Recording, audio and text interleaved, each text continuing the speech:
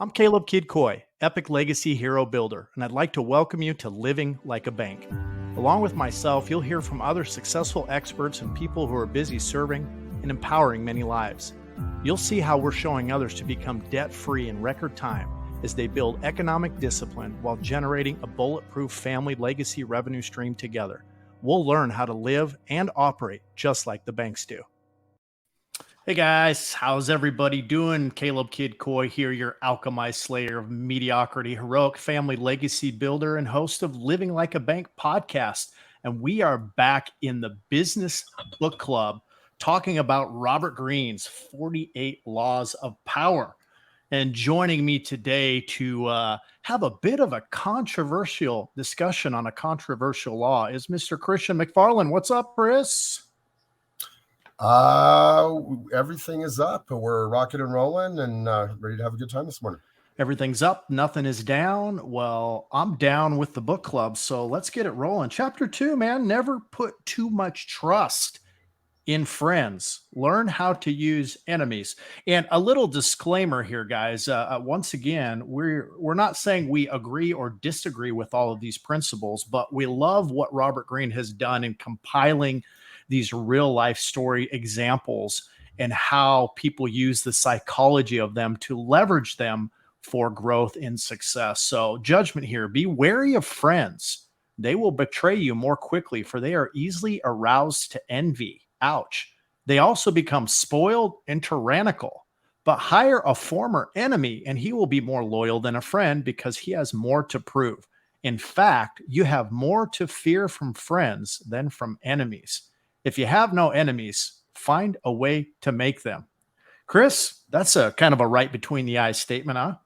It is, especially that last sentence. I remember when I first read it, particularly that last one, that really challenged me.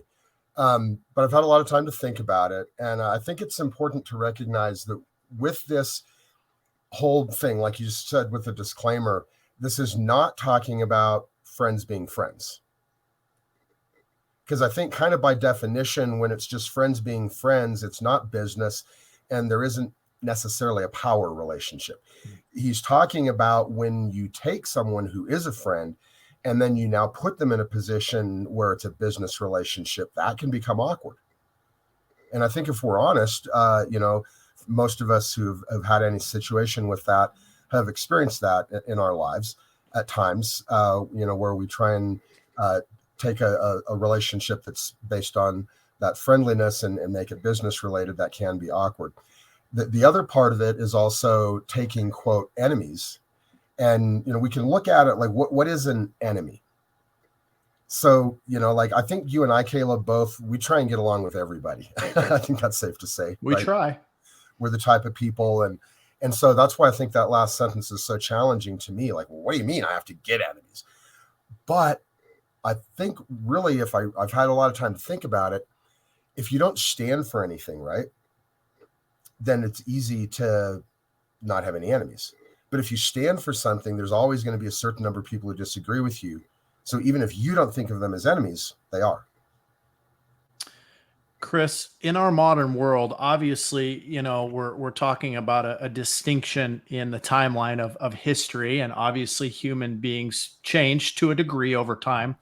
I think probably a lot of modern people maybe don't necessarily think or believe that they have enemies. So what, in your opinion, would be kind of a modern comparison to somebody being your enemy that you're not necessarily aware of, or you're not conscious that they may be diametrically opposed to who you are or what you're doing?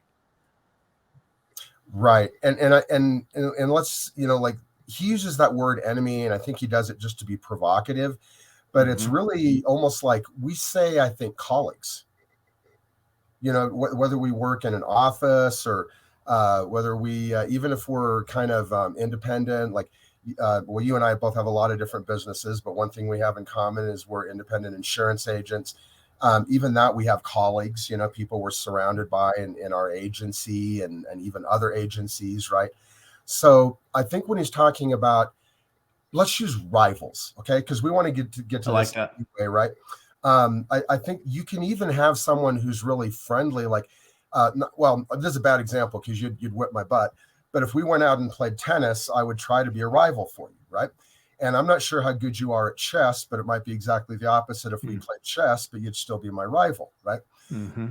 And so being rivals, I really prefer that word instead of enemies, because that has that kind of connotation of almost like war, right? Mm-hmm. Like I have to cut off your head and reach down your heart and pull out your heart and show it to you before you die or something. You know, like we can be rivals and not have to have enemies. Mm-hmm. If we don't have any rivals, are we doing anything? Are we even alive? Are we challenging ourselves? Are we slaying mediocrity? Exactly. I like that. There's a sentence here. It says they forget the favors they have received and imagine they have earned their success by their own merits. And I wonder if along the way, right, we have different people that help us, that encourage us, that might be a potential stepping stone into our success. And it's very easy, especially for ultra successful people, maybe to forget who's helped them along the way. Do you think situations like that are part of the reason why human nature is so opposed to, I don't want to say opposed to, but reluctant to celebrate our associates, friends, rivals' success? I think there's a lot of hidden jealousy that we have, that we push under the rug. And I've gone back and reviewed. It had been years since I'd read Team of Rivals, the Lincoln movie is based on. I'm sure a lot of people are familiar with that book by Doris Kearns Goodwin. And for anybody who hasn't read the book or is not familiar with that history, a very, very, very brief summary is that nobody really expected Abraham Lincoln to get the Republican nomination. Back when he ran for president, he had lost the race for the Senate, and the Democrats had already nominated this guy Stephen Douglas, and everybody's heard about the Stephen Douglas debates. And there were three other very accomplished people who were running for the Republican nomination who all seemed much more likely to get the nomination. So long story short, skipping through tons of stuff, Lincoln ends up obviously getting the nomination. But instead of these guys, he didn't treat them as enemies. He brought them on board famously. That's what really the whole book's about. And if he hadn't brought those three gentlemen on board, Mr. Seward, Mr. Chase, and Mr. Bates, they ended up being critical in keeping the Union together. Lincoln was the captain, but he needed a team. And that team was a team of rivals, which is what Greene's talking about. I like that. That's a great example and analogy. There's a Chinese proverb, and it compares friends to the jaws and teeth of a dangerous animal. If you're not careful, you'll find them chewing you up. And again, we haven't dug into some of the examples that are referenced here, but I think anyone that's experienced a betrayal in some form or another, right, without life, whether it's marriage, relationship, colleague, whatever, can relate to that. And it's a reality. And you touch on jealousy. And I think this goes deep into the root of our character, right? Are we so confident in who we are that we don't feel jealousy, that we're able to celebrate one another's success? What in your opinion, Chris, is a good way that we could approach and implement what Mr. Greene is trying to highlight here without necessarily throwing out the baby with the bathwater, if you will?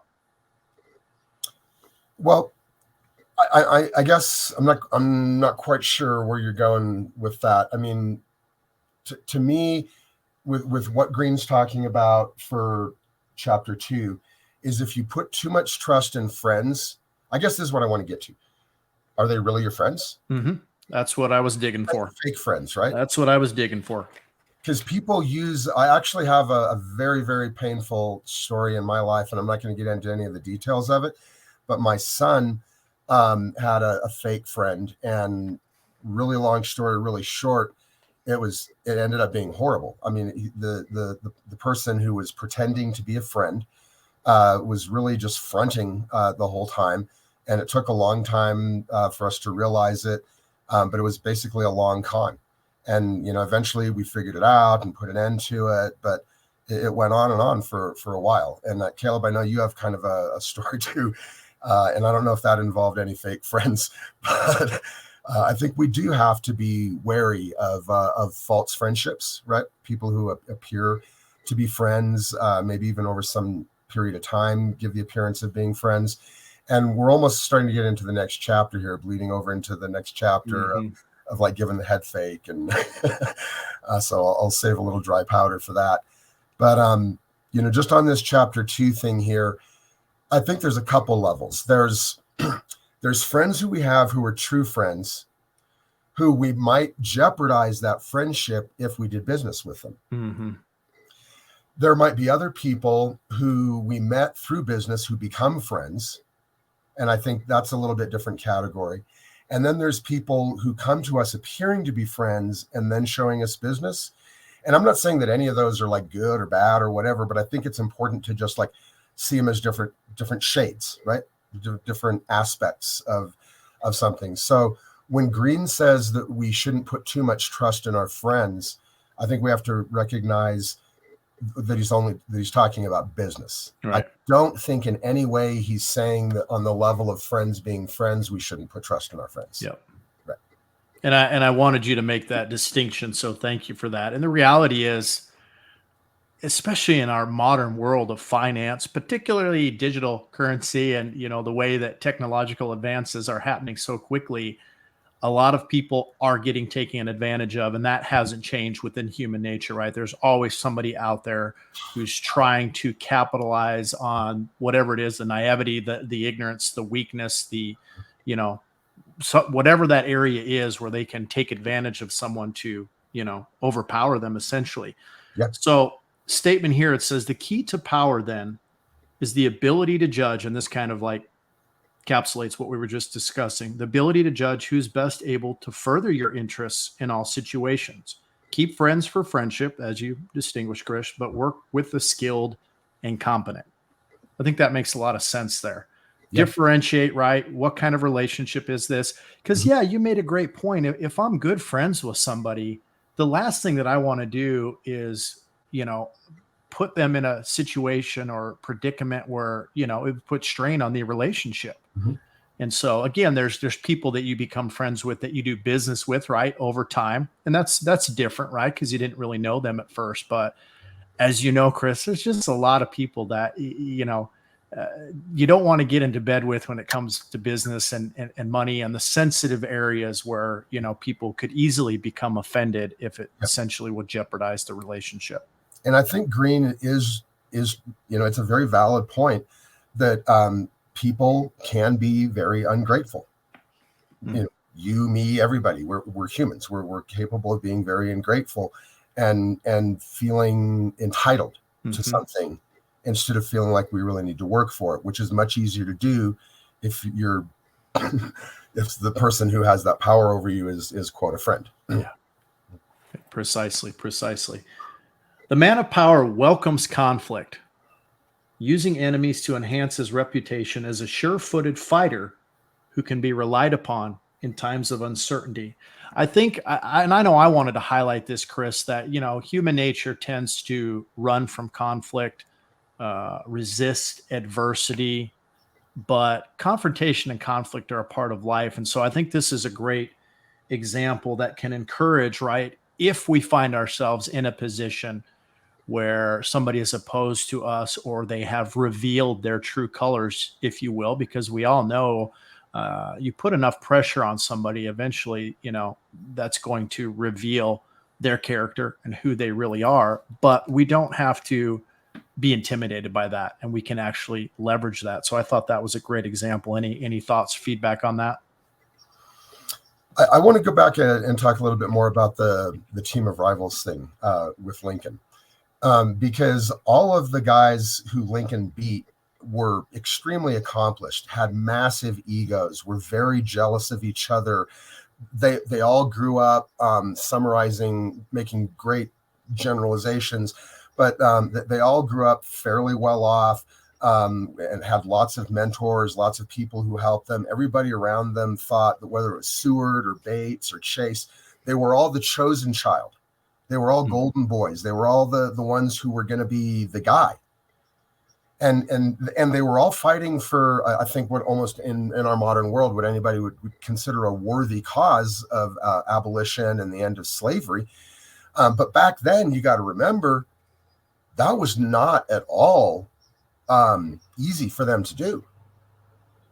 It was, I don't know that there's any modern equivalent, really. I think would be stretching to make any modern equivalent to something as fundamental and odious as slavery, right? But it was a way of life for certain people. And it was literally a matter of life and death for the people of the South. And I mean, this gets us into a whole nother ball of wax, but I think that the Civil War on some levels never ended. Not for some people in the South, I mean, heck, you live down there in the South. You tell me. But I think a lot of the racism, frankly, that we see in America today comes from that. And you can say there's clearly been, like, it's nonsense to say that there hasn't been any progress in race relations. That would just belie an extreme ignorance of history. If we go back, only about 170 years ago, we had actual slaves. Now you can talk about people being wage slaves and stuff like that, but that's getting philosophical. We're talking about actual, whips and chains and stuff like that. And so we've clearly made some progress. Is it enough? Probably not. Do we need to make more? Almost certainly. But without Lincoln putting aside his pettiness and without him making his, quote, enemies, who were extremely prideful and capable men, his team that came together, it took all of those guys together. Yeah. Lincoln was their leader, but it took Seward's connections. It took Chase's education. It took Bates's connections. And they all had this common commitment to keeping the Union together and to ending slavery. And that's just fundamentally, literally the world that we as Americans live in today was created by what this chapter 2 is talking about. Right. It was interesting, Chris, the in-laws were visiting recently, and we got into the conversation of when I had first moved to Georgia many years ago, and we had run-ins after we started an outreach with the KKK, with the Ku Klux Klan. Wow. And I showed them, some videos, and, they were just mind-boggled, but they recognized it from I don't know if it's the exact same association, but a similar type of white supremacist group in Brazil. So this is all around the world. Yes, we've advanced, but sadly, there will always be people who look down upon other races, other genders, who are trying to control or overpower those who they think are not as good or, as accomplished as them or whatever. So guys, we really hope that this is helping you to get some deeper insight and perspective. And that's why we really wanted to cover the 48 Laws of Power. So that was chapter number 2. And we'll kind of close it up. And we look forward to discussing chapter number 3 with you next. And we'll see you again soon. Thanks for tuning into the show. Please be sure you subscribe on YouTube or the podcast on anchor.fm and follow me on social media at Metalpreneur. If you're ready to talk about building your own bank, use the QR code or go to rebrand.ly/buildabank. Be sure and join us for the next broadcast as together we learn to live and operate just like the banks do.